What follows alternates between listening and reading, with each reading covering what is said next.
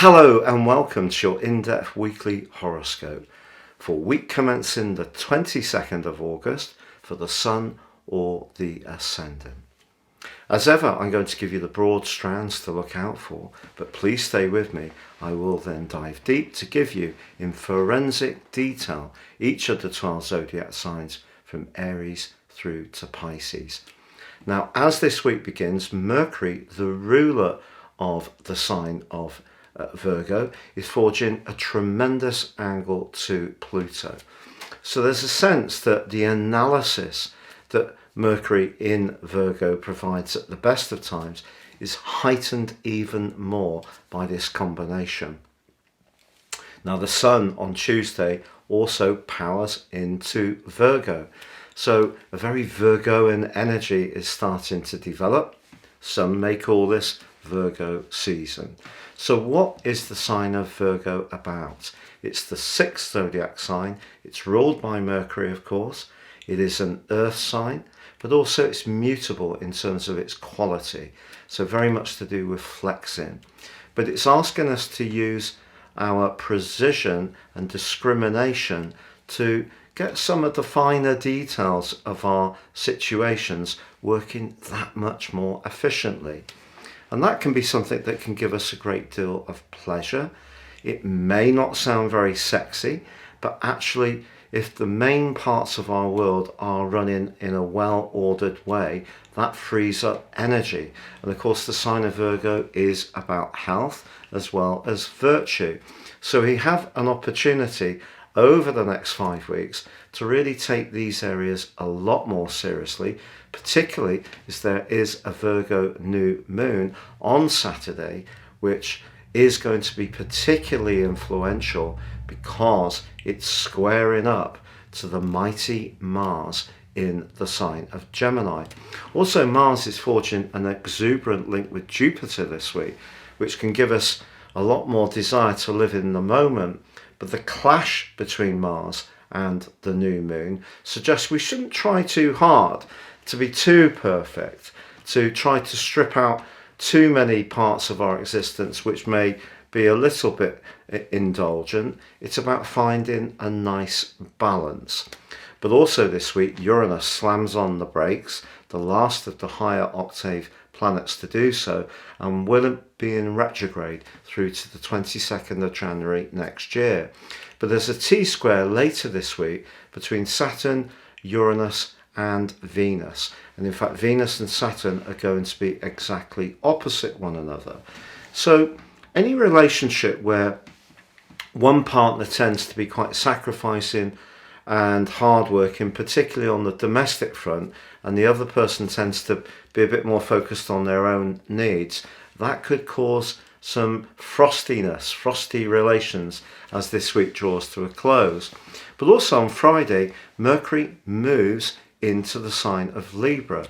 So whatever happens this week, however much we're trying to reform certain areas of our life, whether it's to do with decluttering, clearing out drawers, recycling stuff that we don't need anymore, perhaps getting a bit fitter, looking at what we're eating and seeing if we can make some improvements, perhaps considering some physical health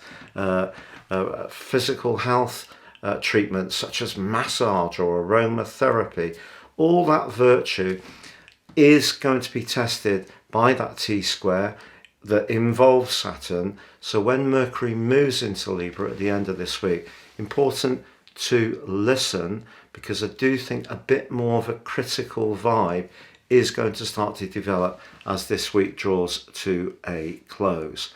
Please stay with me for your in-depth forecast, but if you are wanting to ascend above zodiac astrology, if you give me 3 pieces of personal birth data of time, date and place, I can give you a roadmap that can guide you for the rest of your life.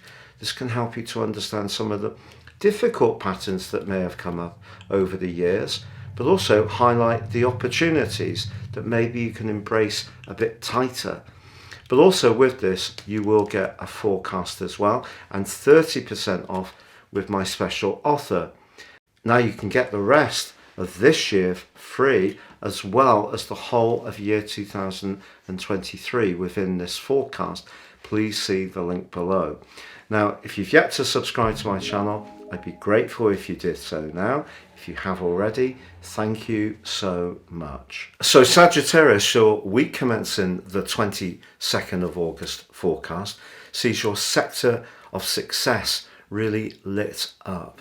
And the new moon, which emerges on Saturday, is forging a really powerful angle to Mars, the planet of passion, in your sector of relating. And that's linking brilliantly to your ruler Jupiter this week in the part of your horoscope to do with your self-expression. So the way you connect to people, Mars in the 7th house, with your passionate ideas and abilities, Jupiter in Aries, is then given an added platform by the elevation the Sun and initially Mercury are given to your ability to captivate people's interest and draw extra recognition to you rightly. Now, there is a complex opposition between Venus and Saturn. If you're traveling anywhere, very important to make sure that you plan everything very meticulously, because with Uranus also intercepting this particular aspect, there could be quite a lot of nervous energy around travel, and also in terms of the way you're relating, although there's all this big stuff there, and you tend to really do well when stuff is powerful and energized and fiery because of your fire rulership. But I think it is important to also just be very mindful of the words, the messages you send, to make sure that they are representing what you want to say in as accurate as a way as possible. But Mercury does arrive in your sector of friendship later this week. That's something to really enjoy, but not before she's gone through a very powerful connection to Pluto. So if you need to think about money, you need to talk to someone influential, the chances are your critical faculties will all be in absolutely tip-top form.